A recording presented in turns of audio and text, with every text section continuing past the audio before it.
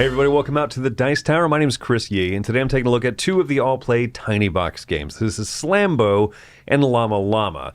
These are both fairly small, affordable, neat little stocking stuffer type of games here. I'm going to show you how each one of these plays, and then I'll give you my thoughts on both of them. So why don't I go ahead and start here with the simpler of the two games, Slambo. Slambo can be played in 2 players or 3 and 4. I'm going to show you 2-player first. Each player is going to be dealt 7 cards. There's going to be a 5 here in the middle of the table, which must stay on. The goal of the game is to continue playing cards out and not be the person forced to bring the total above 10 or below 0. As it starts at 5, I could choose to do something like this and play a 5, which is going to bring the total up to 10. I announce 10. The other player then goes and they can play any one of their cards that they want. And they're going to say, well, since the total's really high, I'll bring this down to 3. When it comes back to me, I will play a card out and say 10. And then you just keep playing until someone is forced with a card in hand that they have to play out that will either bring the total above 10 or below 0, and they take a Haji card representing shame. And then you'll play for another round. Now, if players are able to play out all of their hand of cards and no one takes the Haji, then you'll shuffle, redeal, and you will also add a second Haji to the middle, and so you'll play the next round for 2 of the shame cards. This is the distribution of the cards down here, the positives and the negatives. If playing with 3 or 4 players, you're also going to add in these specialty cards here. There's a positive or negative 8. As you play it, you get to choose which it is, but it's a very high number. There's a -4 and a -1 and a +4, which reverse the turn order, and then an equals card. So you could only play this literally following something that keeps it in play. So for example, if someone did this, brought the total from 10 down to 9, you could play an equal card as a -1, and you just bring the total down to 8. So that's Slambo. Play until someone has 3 Haji. If you felt from the overview that Slambo might be a little bit too simple for you, you're probably right. I don't particularly enjoy this game. I think that it's simplistic, right? It's not just simple, but it's fairly obvious. You should play the highest card that you can in either direction, probably, because it's easier to play the smaller ones, so save those for later. There's not a lot of feeling of control of being able to put your opponents against the ropes, unfortunately. And then when a round just kind of ends, as if both people are playing fairly well and no one was dealt a bad hand, they can just kind of, finish out the round. We've played all of our cards. Add another one of those Haji cards there. So now next round is worth 2 shame.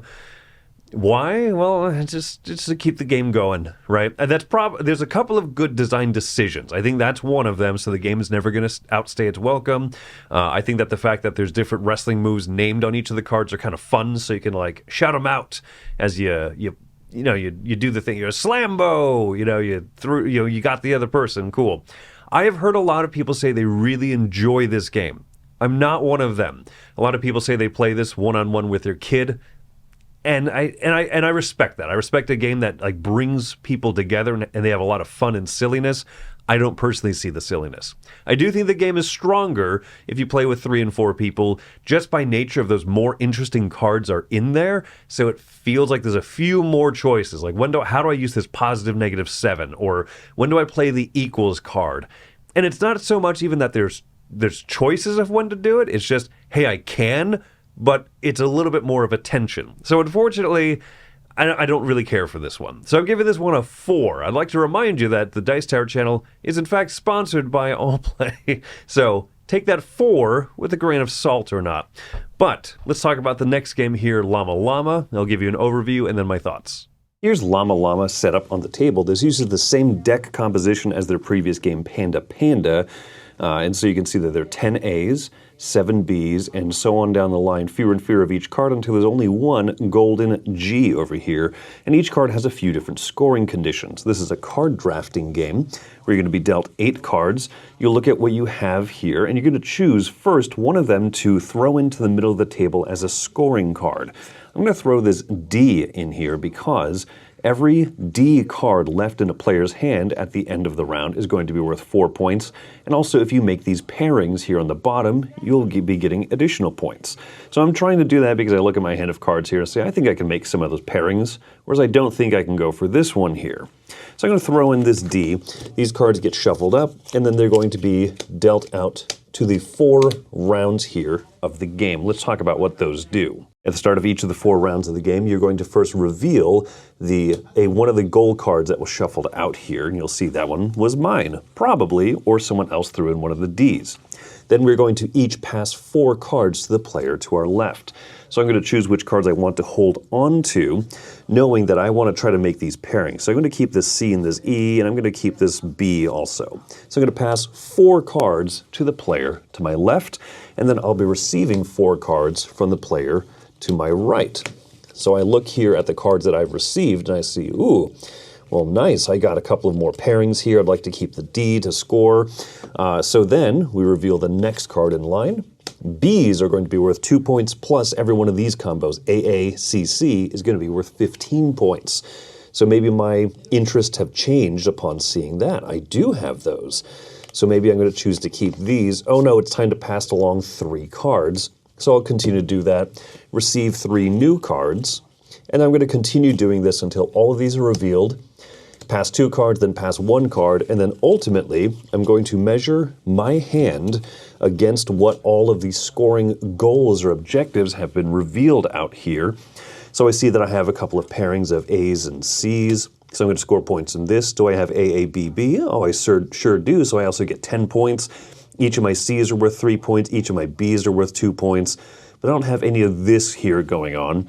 So I'm going to tally up my score. All 4 players will do so. Whoever hits 100 points first is going to be the winner of the game. Now, as you play round over round, the player who has the most points is going to have their goal card here revealed first. So if I got the most points, when I shuffle up and I choose one of my cards to be the new scoring goal, I'm going to place it out here first, second, third, then fourth, and the reason for that is I have less secret information over the course of the game. Other players can try to score based on what I've thrown in here earlier, while theirs remain a secret to me. If playing with 2 or 3 players, you're going to make dummy decks here on the side, randomly choose a card from each to go onto these scoring piles here, and you'll play the game as normal. However, when you take cards and pass them along, you're going to pass 4 cards along, and they'll get shuffled into this dummy deck here, from which 4 random cards will be dealt to this player up here. Likewise, they'll pass cards on, shuffle these up, and then the 4 cards that you receive are going to be randomized from the deck here, and you play in this manner. So that's how you play Llama Llama.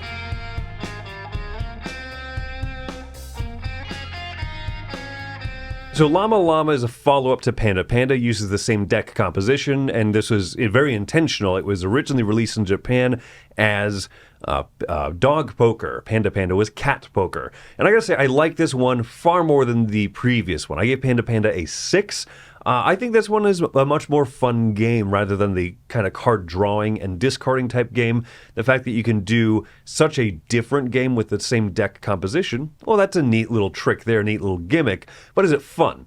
I think it is. This is a weird card drafting game where you have 7 cards and you pass 4 of them and you get 4, and then you pass 3 of them and get them. We're used to card drafting games where you keep 1 at a time maybe, or you pass 1 card along, something a little different. This one is really tense for being so simple because at the start of the game you have to give away over half your hand. When you are dealt a nice hand of cards, you're like, oh, fantastic. Oh no, I'm not gonna be able to keep like most of this. That can be one of those kind of feel bad moments, but you just have to realize it's not that type of game, right? You're not looking at your hand of cards and betting on what you've got. You're kind of betting on what's going to happen. And so it plays to a good amount of points. 100 points is not bad. If you can manage to pull off that A card I showed you in the overview, if there's an A out there, every A card is worth like 1 or 2 points. Terrible. But if you can get a full diverse set of hand, what do you call it? Like a full run of cards, A through G, that's like over 50 points. Because you have at least guaranteed one of the A's for 1 point, right? Plus whatever other scoring goals are out there. You could win the game in one hand if it so happened to work out that way. Probably won't. But it's kind of fun that you could if everything really falls into place, or do you just pursue lots of small but good scoring opportunities? I think that diminishing passing of cards works very well, but my biggest complaint about this game is I consider this a 4-player only game. I do not recommend this at all for 2 or 3 players. 3 players is especially weird because you have one dummy deck in between some of the people. This game shines at 4. Not only does it shine at 4, it should really only be played at 4, because that idea of sloughing cards out, or passing those cards out, getting shuffled into a deck, then getting passed along. No, I want that direct tension of any cards I'm passing go directly to you. And I don't want to help you, but I really want to help myself. It becomes this little bit of like an I split, you choose type of feeling. Whereas if I'm discarding cards into a deck of cards, it's very likely in a 2-player game, I'm throwing out the G, but you probably won't get it because it's one card in a deck of like 12 and I'm passing you 4, then 3 of them, then 2, then 1. It takes a lot of the wind out of the sails because you no longer have that stress of directly helping someone by getting rid of a card that you kind of don't want, but you don't want them to have. So 4-player game only for me for Llama Llama, but I like it. I like it quite a lot, so I'm giving this one a 7.5. Neat card drafting game, does something totally different from what I've seen elsewhere. Cute art and theme help in the fact that the G is a camel in a game called Llama Llama. It's cool, right? They do the same kind of joke in Panda Panda where the G is the red panda. So anyway, these are 2 of the Tiny Box games from Allplay. Once again, reminding you that they are a sponsor of the channel, but hope that these reviews showed you that. I give you really my real thoughts on them. So, till next time, folks, thanks for coming out to the Dice Tower. I'm Chris Yee, and take care. Hey everybody, thanks for watching another video from the Dice Tower. Hey, you want to learn more about us, communicate with us? We have a Facebook group, we have a Discord channel, lots of different ways to get involved with the Dice Tower. You can find that in our Linktree link below. So just click that, it will take you and you can communicate with us on Facebook, join our Facebook groups. There's lots of cool things that you can find and become part of the Dice Tower. Thanks so much for watching. I'm Tom Vassell.